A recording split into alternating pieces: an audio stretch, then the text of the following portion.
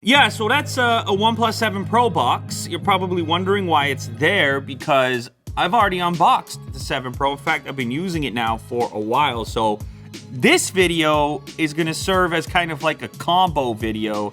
I'm going to tell you about my thoughts and whatnot about this device, considering I've been using it now for a couple of weeks. But first things first, I got this other version. So if you recall from the original video, I unboxed this guy right here, the Nebula Blue. They came out with another color. This one is almond, I believe is what they're calling it. Yeah, almond. And I like almonds. So yeah, see, what does Apple call this color? See, that you could call that almond if you want.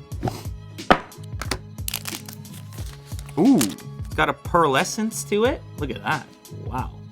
Depending on the angle with which you view it, compared to the iPhone, yeah, I'd say it's pretty similar. What does iPhone call? What do they call it? Just gold. They just call that gold.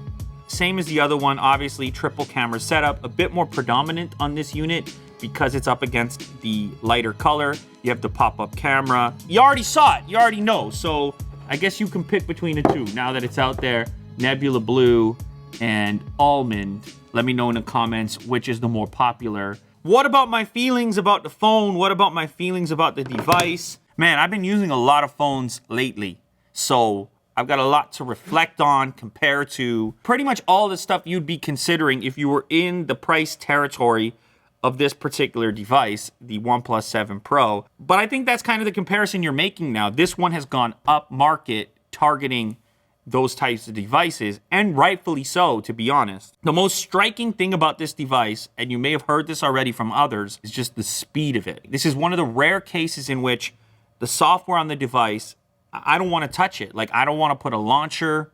I don't want to do anything to it. I just leave it as is. It's very close to stock Android in the experience of it, but it feels even snappier because of their optimizations. And if you want to go a step further, you can actually turn off animations completely. Over on Phone Buff's channel, he did a one-to-one comparison of this device and the S10, and he did his own speed test in which it's just like launching different applications, closing windows, multitasking to see which one is quicker. And it's surprising because your first thought on quickness is just like, okay, it's got a Snapdragon 855, so it's going to be the same. Well, no, there's little optimizations that affect your day-to-day usage and can actually speed up your behaviors and in the common things that you do frequently, like relaunching apps. Now, the snappiness, it's also in this display. The fact that you have this 90 hertz display, and this is the hardest thing to really put across to you in a video because you're not able to pick this up, right, in the recording. But it is just unbelievably snappy. Now, it's important to note that not all applications support the full refresh rate, and also you can toggle it down to save battery life if you choose to, back down to 60 hertz. But when you have these animations toggled down in conjunction with a 90 hertz display, you essentially end up with probably the speediest, snappiest smartphone experience that's out there. Now, a lot of that is perception too. For example, like unlocking the screen. See how there's no animation there? I turned that off myself because they had that little electrical function going on, but it makes it feel slower. And I've compared this device, the fingerprint unlock, to other devices that use an in-display fingerprint.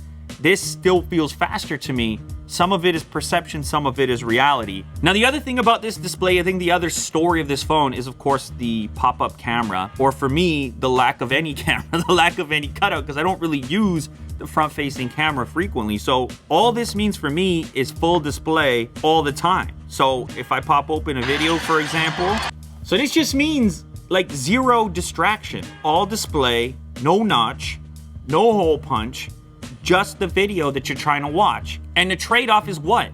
A motorized camera where I never even use the motor because I just don't use the front-facing camera that much. I understand the argument against it, moving parts. I made that argument myself because I'm always trying to pitch both sides of the story. Now, of course, OnePlus, they come out, they say, hey, man, this camera unit can withstand all kinds of forces. You can lift up a cinder block and all the rest of it. So their claim is that it's completely fine regardless. Battery life has been really good on this device. It's 4,000 milliamp hours. Of course, it charges really quickly. Though that does bring me to one of my criticisms. One thing I do miss is the lack of wireless charging.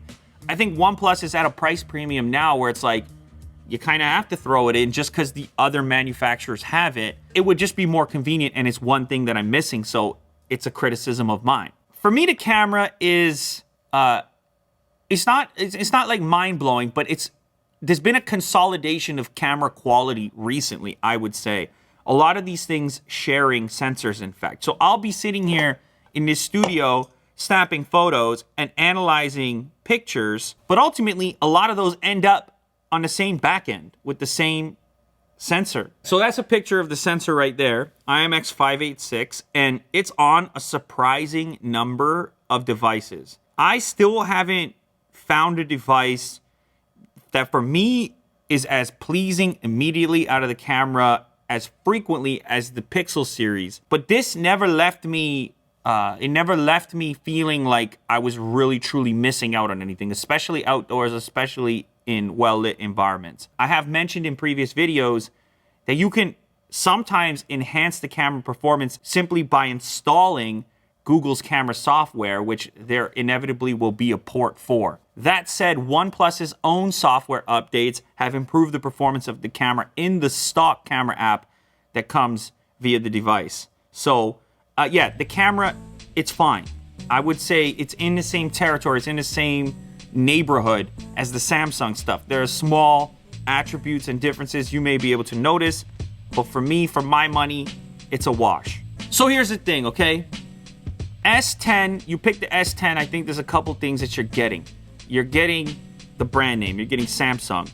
You're getting a really vibrant, rich display. You're getting wireless charging, obviously. You're getting a front-facing camera that doesn't require a motor, which could be advantageous to you. But what are you getting in the OnePlus? For a little bit less money, at least based on the retail cost of the S10, you're getting this no-notch experience. In conjunction with 90 Hertz, in conjunction with the software optimizations that make this the fastest smartphone experience probably you can have right now. For me, that's a trade worth making.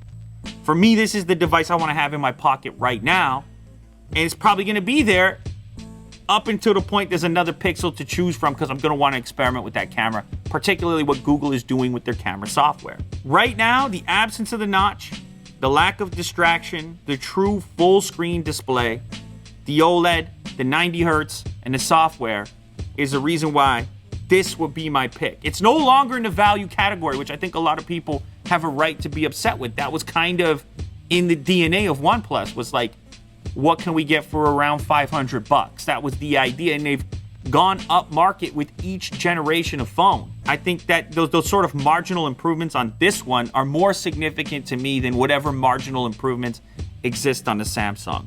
There it is, OnePlus 7 Pro, Nebula Blue, Almond. I'm gonna be on this smartphone for a little while.